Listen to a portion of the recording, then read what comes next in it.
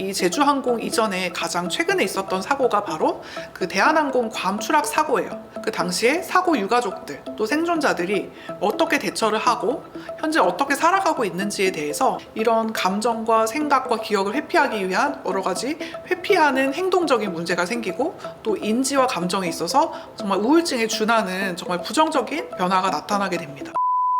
안녕하세요.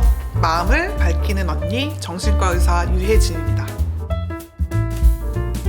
이번에는 정말 안타까운 사고가 있었죠. 제주항공 여객기가 무안공항에서 동체 착륙을 하다가 폭발하는 정말 끔찍한 사고가 있었습니다. 사실 저도 그 동영상 보면서 정말 크게 충격을 받고 정말 안타까운 마음이 너무 들었는데요. 사실 가장 상처를 받는 거는 그 사고를 겪은 당사자들이 당연히 가장 큰 피해자지만 또 뒤에 남겨진 사람들, 그 사고의 유가족들, 또 그 사고의 생존자들이 굉장히 큰 후유증과 아픔을 겪게 되거든요. 그래서 이번 시간에는 외상 후 스트레스 장애죠. 외상적인 사건 이후에 우리 인간들이 겪어나가는 어떤 후유증들과 아픔들에 대해서 좀 이야기 나눠보려고 합니다. 그래서 이번에 제주항공 여객기 추돌 및 사망 사건이 발생을 했는데요. 정말 안타까운 사고였죠. 그래서 탑승객 총 181명이 탑승했다고 하고요. 이 중에 사망자가 177명, 그리고 2명이 다행히 생존하셨는데요. 승무원 2분, 꼬리 쪽에 타고 계시던 2분이 정말 아슬아슬하게 정말 구출되셨다고 합니다. 정말 다행인데요.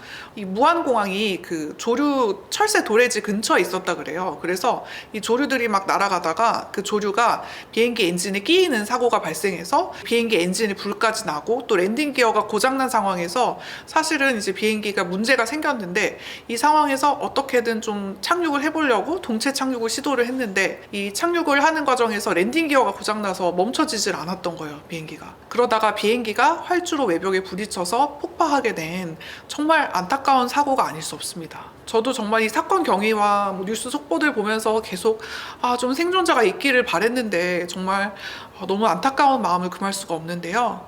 정말 이런 큰 사고가 발생했을 때 발생하는 어떤 외상 후 스트레스 장애, 아픔과 상처들, 또 그것들이 회복되는 과정에 대해서 좀 설명을 해드리려고 해요. 그래서 제가 PTSD, 외상 후 스트레스 장애에 대한 DSM-5 진단 기준에 대해서 좀 설명해 드리면서 좀 PTSD에 대해서 좀 정보를 공유해 보려고 합니다. 그냥 단순한 사건, 사고를 당했다고 해서 PTSD로 인정해 주는 것이 아니라 정말 실제적이거나 위협적인 죽음, 정말 심각한 부상, 혹은 성폭력, 정말 생명의 위협을 겪을 정도로 굉장히 큰 정말 사고를 겪었을 때 이 PTSD 진단 기준에 들어갑니다.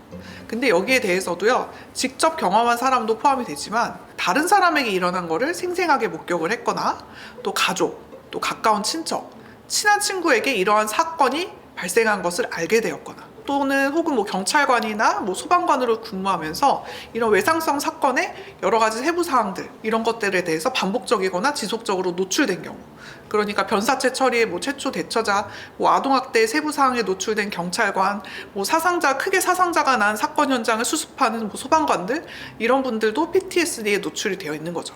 사실 이 사건과 관련된 직업에 종사하지 않는 분들, 우리 같은 사람들, 이런 외부 사람들이 TV나 영화, 사진을 통해서 노출된 것은 PTSD에 들어가지는 않습니다. 하지만 사실 우리가 PTSD 진단 기준에 들어가진 않더라도 사실 전 국민적으로 크게 충격을 받고 지금 애도하고 힘들어하는 과정에 있는 건 사실이겠죠. 그래서 이 PTSD는요, 사실 외상성 사건에 노출된 이후에 여러 가지 증상들이 발생을 했을 때 진단을 하게 되는데요. 첫 번째로 이 외상성 사건과 관련이 있는 침습 증상이 나타납니다. 그래서 예를 들면 그 사건, 사고에 관련된 고통스러운 기억들, 또 그 사건들이 꿈속에서 자꾸 반복이 되는 거죠. 혹은 내가 일상생활을 하고 있거나 일을 하고 있을 때 특별한 이유가 없는데도 그 사건이 나한테 발생한 것과 같은 그때와 동일한 어떤 경험을 하게 되는 그런 해리성 반응.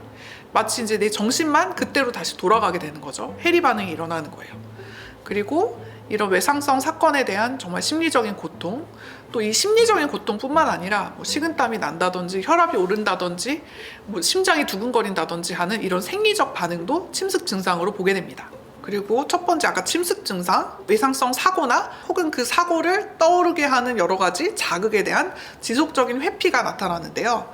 그 사고에 대한 기억, 생각, 감정을 회피하게 되고 외상적인 그 사고에 대한 기억을 유발하는 자극을 회피하게 되죠. 그래서 예를 들면은 그런 사건, 사고에 대해서 언급하는 것을 극도로 꺼려하게 되고, 또는 그 사건, 사고가 떠오르는 어떤 장소로 가게 되는 것을 극도로 꺼려하고, 사고와 관련된 감정이나 생각을 유발하는 그런 자극들을 회피하는 반응이 나타나게 돼요. 또 이 외상성 사건과 관련이 있는 인지와 감정에 부정적인 변화가 2가지 이상 나타납니다. 사실 요거는 좀 우울증 증상하고 굉장히 유사하다고 보시면 되는데요.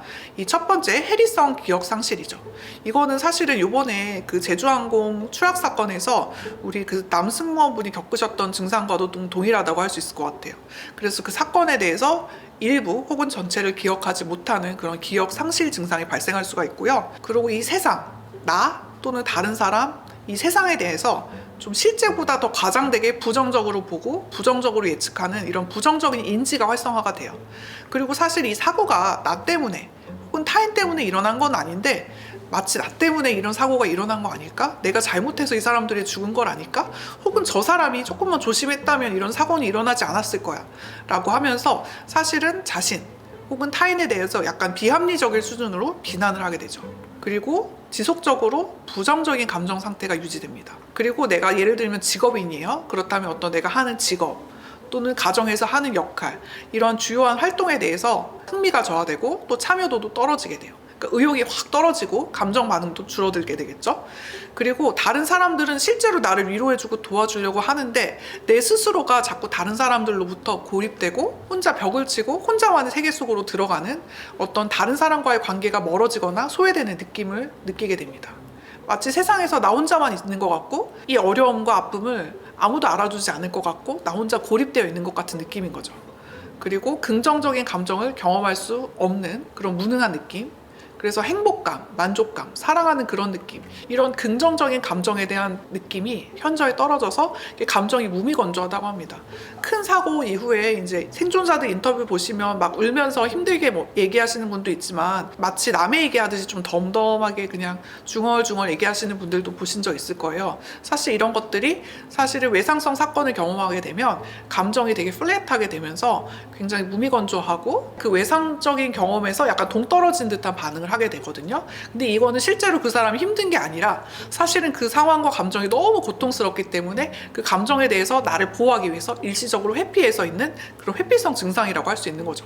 이 외상성 사건 이후에 이 각성과 반응성의 뚜렷한 변화가 2가지 이상 나타납니다. 그래서 예를 들면 타인에 대한 공격성, 또 분노 조절의 어려움, 그러니까 남 탓을 하는 거예요. 그래서 다른 사람의 사소한 행동에도 벌컥 화를 낸다든지 밀친다든지 과격한 행동이 나타날 수가 있고, 또는 자기 자신에게로 그 공격성이 향하기도 합니다.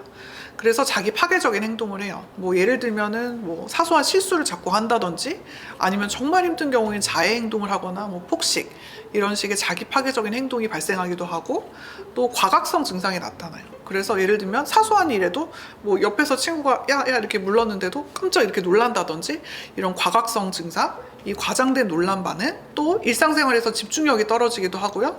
또 수면 장애가 발생을 합니다.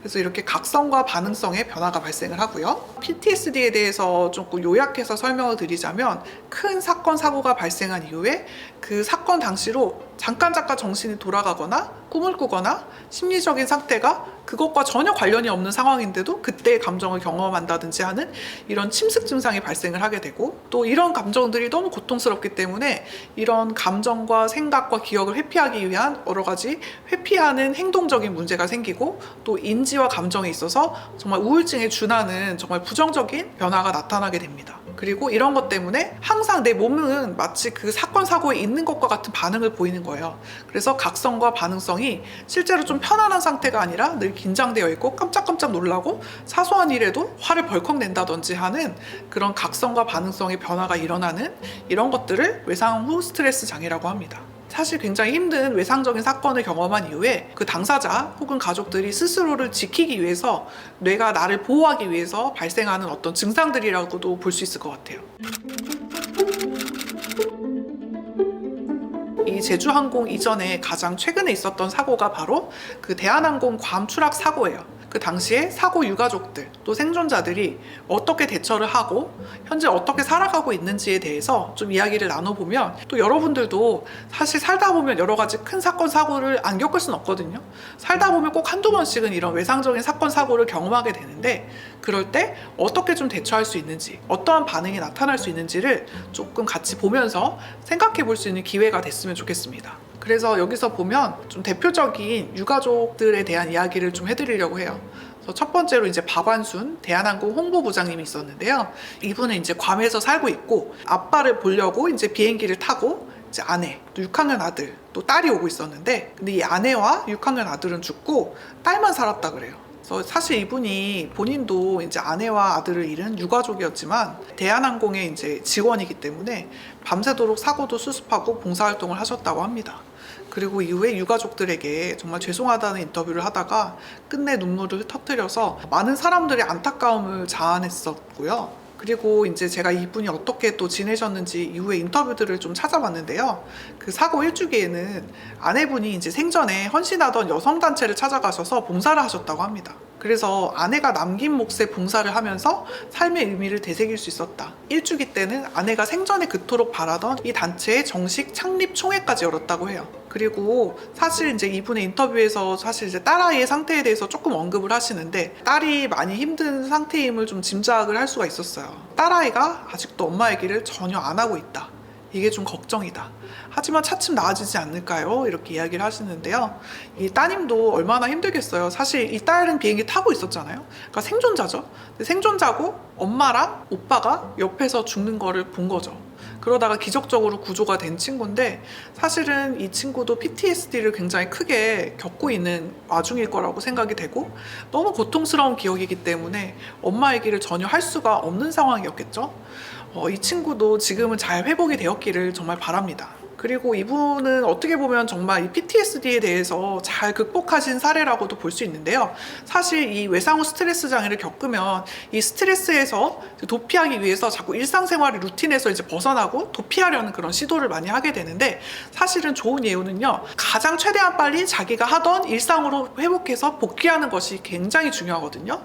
근데 이분은 사실 대한항공에서 일하시던 분이었기 때문에 그 이후에 사실 사고 수습 및 봉사도 다 하셨고, 그 이후에 뭐 대한항공 홍보팀장, 뭐 서비스 아카데미 원장 이런 것들을 하시고 대한항공에서 퇴사를 하셨다고 합니다. 그 이후에도 이제 인성교육 전문가로 활동하시다가 작년에 돌아가셨네요. 그래서 이분 같은 경우에는 정말 어떻게 보면 승화죠. 아내가 정말 열심히 일했던 여성단체에서 봉사를 하시고, 그 이후에도 자기의 직업 일선에 다시 복귀하셔서 현업에서 열심히 근무하시고, 이후에 퇴직하시고, 이후에도 인성교육 전문가로 활동하시고, 이런 식으로 정말 PTSD를 정말 최선을 다해서 열심히 극복하신 사례라고도 보여집니다. 그리고 이제 이 당시에 이제 생존 승무원이 이제 세 분이 계셨어요. 이제 손승희님, 이윤지님, 오상희님, 이렇게 세 분이 계셨는데, 이 중에서 제가 보기에 이제 이 손승희님께서는 스튜어디스셨겠죠? 그 당시에 이제 1년 그 주기 때 근황을 보았을 때 회사에 복직하셔서 대한항공 객실 훈련원 강사로 근무하고 계시다고 되어 있었습니다. 그리고 최근에도 대한항공에서 사무장으로 뭐 근무하고 계시다는 그런 근황을 인터넷에서 검색해 봤던 것 같아요. 정말 대단하신 것 같습니다. 사실 이 손승희 승무원께서는 당시 아까 말씀드렸던 박완순 그 지점장님의 딸 박수희 양을 구했다고 하고요. 또 이윤지 승무원님께서는 일본인 소녀를 또 구출을 했다고 합니다. 정말 대단하시죠? 본인들도 많이 아프고 힘드셨을 텐데 승객들을 구출하는 여러 가지 활동까지 하셨어요. 그래서 이 중에 두 분은 회사를 그만두셨지만, 이 손승희님께서는 끝까지 이제 회사에 근무하시면서 정말 지금까지 대한항공에 근무하고 계시다고 합니다. 그 당시에 이제 인터뷰도 있어서 인터뷰도 찾아봤는데, 기체에는 아무런 이상 신호도 없었는데 갑자기 쿵 하면서 사방이 무너져 내렸다, 이런 이야기를 하셨고, 그 당시에 이제 벗은 몸에 화상을 입어서 정말 고통받고 계시는 사람들이 막 계셔서 너무 가슴이 아팠다. 그리고 정말 비 내리고 불타오르고 그 상황에서 최대한 생존자들을 구출하기 위해서 활동을 하셨다고 하고, 그분께서는 자기가 살아남은 이유에 대해서 하나님께서 나에게 더 큰 일을 맡기시려고 이 승객들 중에 대표로 저를 살게 하신 것이 아닌가, 돌아가신 그분들의 몫까지 내가 더 열심히 살아야겠다, 이런 이야기를 하세요. 그래서 어떻게 보면 나의 생존에 대해서 의미를 찾고, 이 사고를 극복하고 더 열심히 살아야 될 의미를 찾고 정말 열심히 살아나가는 결정을 하신 거죠. 정말 존경스러운 분이라고 생각이 됩니다. 또 여러 가지 이제 인터뷰에 나온 것들 보면 당시에 이제 국회의원 부부께서 또 사망을 하셨는데, 이 국회의원의 어머니께서는 이제 식음을 전폐하고 한 2달 만에 돌아가셨다고 해요. 그렇지만 이 두 아들, 영록 씨와 상록 씨가 있었다고 하는데, 이 아버님이 이제 변호사로 성공하시고 이제 국회의원까지 되신 분인데, 처음에는 정말 좌절하고 막 우울하고 힘들어 하다가 나중에는 아버지의 뜻을 이어서 우리도 법조인이 되겠다 하면서 사법고시를 준비하고 있다는 근황을 전해왔습니다. 사건의 슬픈 기억과 아픔을 회피하기 위해서 도망가기보다는 최대한 빠르게 일상으로 복귀해서 내가 해야 하는 업무들, 일들을 감당해내는 게 가장 중요한 부분이라고도 할 수 있겠어요. 그리고 정말 또 특이한 케이스도 있었는데, 30대 여성 김모 씨의 이야기입니다. 이분은 중학교에 다니던 시절에 대한항공 사고 때문에 아버지와 오빠가 죽었다고 해요. 그래서 이 아버지 오빠의 보상금이 나와서 경제적으로는 되게 풍족해서 막 10억짜리 아파트에 살고 그렇게 어려운 상황은 아니었지만 우울증에 시달렸다고 합니다. 그런 상태에서 이제 최근에는 근데 또 임신한 상태에서 이혼을 하셨다고 해요. 그리고 이혼 후에 정말 새 출발을 하기를 바랬다, 그런 이야기들이 있는데, 사실은 이제 새 출발을 하려고 개명까지도 했는데 개명을 한다고 우울증이 낫나요? 그렇진 않잖아요. 그래서 삶이 바뀌는 게 없으니까 옛날에 주운 지갑을 떠올려서 그 지갑 안에 그 음대를 다니던 어떤 여대생의 지갑이었나 봐요.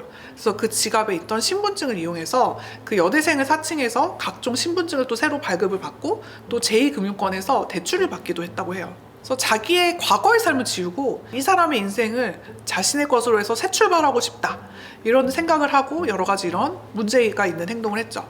그러다가 이제 이 대출받은 것의 서류가 원래 그 신분증의 주인의 집으로 가게 되면서 이 사람이 명의를 도용하고 다니는 것들이 밝혀지게 되었어요. 근데 사실은 그 기사에서 이제 리플리 증후군이 아니냐, 이런 얘기도 있는데요. 그러니까 이 리플리 증후군이 뭐냐면, 자신의 괴로운 현실을 부정하기 위해서 마음속으로 자신의 허구의 세계를 꿈꾸고 그게 진짜인 것처럼 가장하면서 거짓말을 하고 거짓된 행동을 하는 거죠. 이분도 어떻게 보면 약간 해리성 인격을 좀 가지게 된 것 같아요.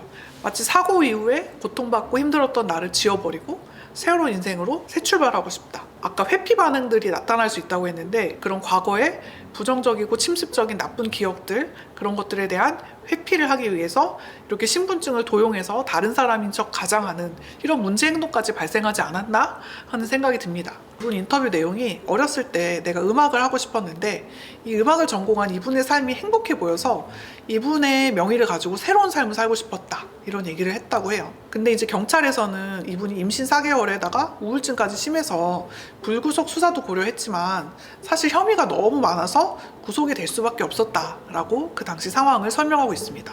정말 안타까운 사례가 아닐 수 없는데요. 사실 이 PTSD가 잘 극복하지 않으면 이런 식의 삶의 큰 문제까지도 발생할 수 있는 심각한 질환이라는 것도 기억을 해주셨으면 좋겠어요. 그래서 이 트라우마 기억의 저장 방식은 일반 기억의 저장 방식과 좀 다른데요. 그러다가 이 트라우마 기억과 유발한 어떤 자극들이 온 경우에 그 기억과 연관된 감정들이 막 촉발돼서 올라오게 되는 거죠. 그리고 또 중요한 부분이 이 트라우마가 유전된다는 거 여러분 알고 계시나요? 사실 이 기억도 유전이 됩니다. 이 영상이 도움이 되셨다면 좋아요, 구독, 알림 설정 부탁드립니다. 마음을 밝히는 언니와 함께 마음의 빛을 밝혀봐요. 감사합니다.